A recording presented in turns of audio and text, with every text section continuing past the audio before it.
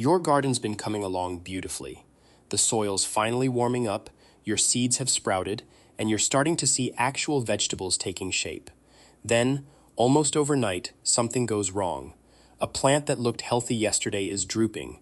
Leaves are developing weird spots. Something's eating your crops, and you're not entirely sure what. This is the reality of early summer gardening, and honestly, it catches a lot of people off guard. I'm Grove, and over the years of running backyard crops, I've learned that early summer isn't just the golden season for growing vegetables. It's also peak season for the pests that want to eat them. And here's the thing, most of these creatures are working while you're not watching. They multiply fast, hide in plain sight, and can destroy weeks of work in just a few days if you're not paying attention. But here's the good news. You don't have to be a professional entomologist to protect your harvest. You just need to know what you're looking for and understand the early warning signs. Once you can identify these pests and recognize what they're doing to your plants, you're already halfway to fixing the problem. So over the next little while, I'm going to walk you through the most destructive early summer vegetable garden pests. We'll cover what they look like, how to spot the damage they cause, and what you can realistically do about them. If you're serious about growing food in your backyard, this is information that's going to save you time, money, and frustration. If you find this helpful, I'd genuinely appreciate a like and a subscribe. It lets me keep making content like this for the rest of the community. Let's get into it. The foundation, why pest detection matters. Before we talk about specific pests, we need to talk about something fundamental, inspection. I know it sounds simple, and honestly it is, but it's the single most important habit you can develop as a vegetable gardener. Every few days, especially during early summer, walk through your garden and actually look at your plants, not a casual glance while you're watering. I mean a proper inspection. Check the tops of leaves, the undersides, the stems, the soil around the base. If a plant doesn't look quite right to you, even if you can't immediately identify why, examine it closely. The reason this matters is that many garden pests don't announce themselves loudly. You won't necessarily see the insect before you see the damage. A lot of the time, what you're noticing is the aftermath of feeding. Holes chewed into leaves, unexpected wilting, a sticky residue on the plant, leaves that look almost transparent or skeletonized, or small dark specks that are actually pest droppings. According to Rafia Khan, an extension entomologist at Texas A&M, the earlier you catch a pest problem, the better your chances of controlling it before populations spiral out of hand. The difference between catching an infestation at week 1 versus week 3 can be the difference between a simple fix and losing an entire planting. Understanding what signs to look for is half the battle. Once you can match the symptoms to the specific pest causing them, you know exactly what you're dealing with, and you can respond with an actual strategy rather than guessing or wasting time and money on ineffective solutions. Pest number 1, aphids. Let's start with aphids, because honestly, they're a rite of passage for vegetable gardeners. If you've been growing for more than one season, you've probably dealt with them. They're one of the most common pests you'll encounter, and they affect an impressive range of crops. Peppers, tomatoes, leafy greens like spinach and lettuce, cabbage, kale, and even herbs like basil. Here's what makes aphids particularly frustrating. They reproduce insanely fast. We're talking multiple generations per season. This means that if you've got a few aphids on your plants in early summer, you could have hundreds or thousands by midsummer if you don't intervene. They don't just appear, they explode. The way aphids feed is actually kind of bizarre when you think about it. They use these needle-like mouthparts to pierce into the plant tissue and suck out the sap directly. It's not like a caterpillar eating a hole through a leaf. Aphids are draining your plant from the inside out. When you're inspecting your plants for aphids, you're looking for clusters of tiny insects. We're talking 1.5 to 2.5 millimeters long. So small that you might need to lean in close to actually see them clearly. They're soft-bodied, and depending on the species, they'll be anywhere from pale yellow-green to dark green, sometimes even reddish or black. They're usually clustered on new growth, because that's where the most nutritious sap is flowing. The damage signs are pretty distinctive if you know what to look for. Leaves get deformed or discolored. Plant growth becomes stunted and weird-looking. But here's something else that happens with aphid infestations. You'll sometimes see sooty mold. This is a black fungus that actually grows on the sticky residue that aphids secrete. And it's a problem in its own right because it blocks sunlight from reaching the leaf surface, which interferes with photosynthesis. So with a bad aphid infestation, you're dealing with two issues at once. The reason I'm spending this much time on aphids is that they're one of the most manageable pests if you catch them early. A strong spray of water from the hose will knock off most of them. Introducing beneficial insects like ladybugs can help significantly. There are also organic solutions available. But if you let them go, you're in for a much tougher time. Pest number 2, flea beetles. Now, flea beetles are different. They're not sucking sap like aphids. They're biters, and they're going after the leaf tissue itself. These are tiny beetles, shiny, oval-shaped, and usually dark brown, black, or bronze. The flea part of their name comes from the fact that they have these powerful back legs that let them jump, literally like fleas when they're disturbed. So if you brush a plant and suddenly see these little dark beetles launching themselves into the air, you've probably found your culprit. Flea beetles love cruciferous vegetables, which means they're a particular problem for cabbage, broccoli, kale, and eggplant, but they'll feed on a lot of different plants in the garden. The damage pattern is really distinctive. Flea beetles create tiny, round holes in the leaves. It's called shot hole damage. If you look at an affected leaf up close, it looks like something shot it with a tiny shotgun. The holes are small and cleanly punctured. Sometimes, especially if you've got a big population, the leaf basically falls apart from the damage. What makes flea beetles tricky is their life cycle. The adults emerge in early summer, right around the time your transplants are going in the ground, and seedlings are developing their first true leaves. So there's this vulnerable window where your young plants are especially susceptible because they don't have the toughness of mature foliage yet. Get through that first 6 to 8 weeks without a major flea beetle problem, and your plants become less attractive to them as they toughen up. Early detection is really important here. If you're noticing shot hole damage appearing on your young plants, you want to address it immediately. Row covers over young plants can prevent beetles from reaching them in the first place. If they're already present, there are approved organic pesticides that work on flea beetles, but prevention is genuinely easier than treatment. Pest number 3, thrips. Thrips are frustrating because they're tiny, they're fast, they feed on a ton of different plants, and on top of causing direct damage, some species actually transmit plant viruses. According to Matt Bertoni, who directs the Plant Disease Insect Clinic at North Carolina State University, thrips are elongated, tiny insects that are typically yellow or light-colored. They're so small that you might not even notice them with the naked eye, but you'll absolutely notice what they're doing to your plants. Thrips feed by scraping the surface of the leaf and sucking out the juices. This creates a really characteristic pattern of damage. You'll see white or silvery patches where the leaf tissue is damaged. Sometimes it looks almost like scarring. The leaf surface gets this distorted, discolored appearance. And if you look really closely at the damaged areas, you'll see these tiny dark specks. That's the fecal material they leave behind. Thrips attack beans, tomatoes, onions, and garlic particularly often.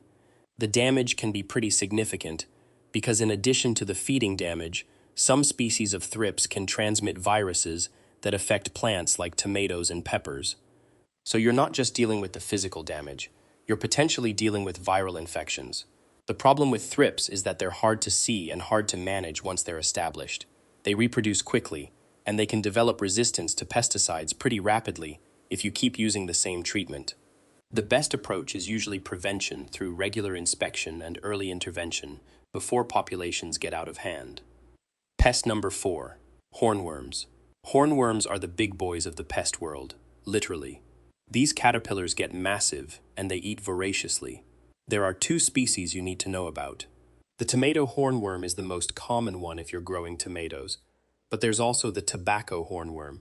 Both species target tomato plants specifically, and both can cause serious damage. Here's the thing about hornworms. The adult moths aren't the problem. It's the caterpillars that do the real damage. A mature hornworm caterpillar can be 3 inches long, which is enormous for an insect pest. They're bright green with diagonal white stripes running down their bodies, and many people find them genuinely intimidating when they first encounter one. There's also usually a curved horn extending from the rear end, which is where they get their name. What makes hornworms particularly destructive is their appetite. A large caterpillar is basically an eating machine. They chew their way through tomato leaves and fruit with alarming efficiency. A single mature caterpillar can defoliate an entire branch or destroy multiple developing tomatoes in a short period of time. The good news is that hornworms are relatively easy to spot once you know what you're looking for. They're large enough to see clearly, and the damage they cause is obvious. Big, irregular holes in leaves and fruits. You can also look for their droppings, which are actually pretty substantial and dark. If you find hornworms on your plants, hand picking them is one of the most effective methods. It sounds gross and maybe a little tedious, but it works. Some gardeners prefer to leave them alone if they have parasitoid wasps on their plants, because those wasps lay their eggs in hornworm caterpillars, and the wasp larvae eventually kill the host. You'll recognize this situation if you see what looks like white rice grains sticking out of a hornworm's back. Those are parasitoid wasp cocoons, and if you see them, you can leave that caterpillar alone. The wasps will handle it. Pest number 5, squash bugs. Squash bugs are almost exclusively a problem if you're growing squash, zucchini, or pumpkins. They don't really bother other crops, but if you're growing cucurbits, there's something you need to understand. Squash bugs look vaguely like stink bugs. They're brownish, shield-shaped insects, but they're a bit more angular. They can be a challenge to identify because they're not the most distinctive-looking bug. However, you'll know you have a problem long before you've learned to identify the bugs themselves, because the damage is pretty obvious. Both adult squash bugs and their nymphs feed on the plants. They use their piercing mouthparts to feed on the leaves, vines, and fruits, sucking out the sap. But what makes this damage different from aphids is that squash bugs also disrupt the plant tissue's ability to transport water. So you're not just losing plant fluids, you're actually breaking the plant's ability to move water through its vascular system. The damage pattern is distinctive. First, you see stippling. That's tiny white or pale dots appearing on the foliage. As the infestation progresses, the leaves start to yellow and wilt. On fruit, especially on pumpkins, you'll see sunken, rotting areas where the bugs have been feeding. What's particularly frustrating about squash bugs is that if the infestation gets bad enough, they can actually reduce your harvest significantly or even kill the plants. A bad squash bug year can make growing these crops genuinely challenging. Managing squash bugs requires vigilance starting very early in the season. Checking the undersides of leaves for egg clusters before the nymphs hatch is critical. If you can get rid of eggs before they hatch, you're preventing a whole generation of bugs. Removing infested leaves and crushing egg clusters by hand are organic approaches that work. There are also approved organic pesticides that target squash bugs specifically. Pest number 6, squash vine borers. Here's where we get to one of the most devastating pests a vegetable gardener can encounter. Squash vine borers are absolute plant killers. If they infest a plant, odds are that plant is done for. The adult is actually a moth, not a beetle or a bug, and it looks pretty different from what you might expect. The moth has a bright orange abdomen with black markings, and it's one of the few moths that fly around during the day, so you might actually spot the adult. But the real problem is the larva, which is what you're not seeing. The larva is a creamy white grub with a brown head, and it lives inside the stems of your squash, zucchini, or pumpkin plants. The adult moth lays eggs at the base of the plants, and when those eggs hatch, the larvae bore into the stems.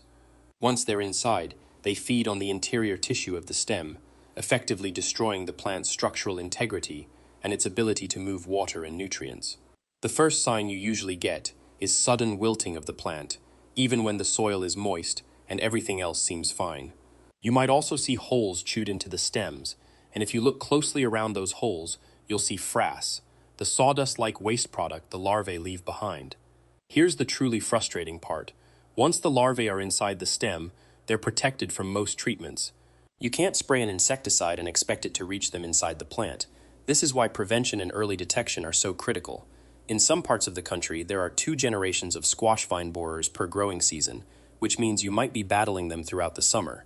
If you're in a region with 2 generations, you need to be especially vigilant. Managing squash vine borers requires multiple strategies.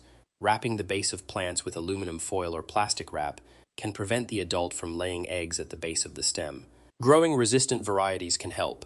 Inspecting plants regularly and catching infestations early, so you can remove the larvae before they've done too much damage, is critical. Some gardeners use beneficial nematodes in the soil as a preventative measure. Building your response strategy. So we've covered 6 major pests that are going to be active in your garden during early summer, but I want to make sure you understand something important. These pests are not inevitable. You don't just have to accept them as the cost of growing food. The first and most critical thing is regular inspection. Walk your garden. Look at your plants. Know what they're supposed to look like, so you can spot it when something's off. Catching a problem when it's just starting gives you exponentially more options for managing it. The second thing is proper identification. If you can't identify a pest or you're not sure what you're looking at, reach out to your local university cooperative extension service. They have entomologists and plant pathologists who can help you identify pests and recommend appropriate management strategies. It's a free resource, and it's genuinely worth using. The third thing is having a response plan before you need it. Know what management options are available for the pests you're most likely to encounter. Do you want to use organic approaches only? Are you open to conventional pesticides? Do you want to focus on prevention and hand management? Understanding these preferences ahead of time means you can respond quickly if a problem develops. Early summer is when a lot of gardeners start to struggle because pest populations are ramping up. Plants are becoming more attractive to pests, and everything is happening fast. But if you're ready, if you're paying attention, and if you know what you're looking for, you can absolutely manage these issues and protect your harvest. Your vegetables are counting on you. The effort you've put into preparing your beds, starting your plants, and nurturing them through their early growth deserves to be protected. A few minutes of inspection every few days might just save weeks of growth and an entire harvest. If this helped you understand what you might be dealing with in your garden, please share it with other gardeners in your life. If you have questions about any of these pests, or if you've had particular success managing them in your own garden, I'd love to hear about it in the comments. Your experience might genuinely help someone else figure out their own pest problems. Thanks for watching Backyard Crops. If you're committed to growing your own food, subscribe so you don't miss future content that's designed to help you succeed. I'm Grove, and I'll catch you next time.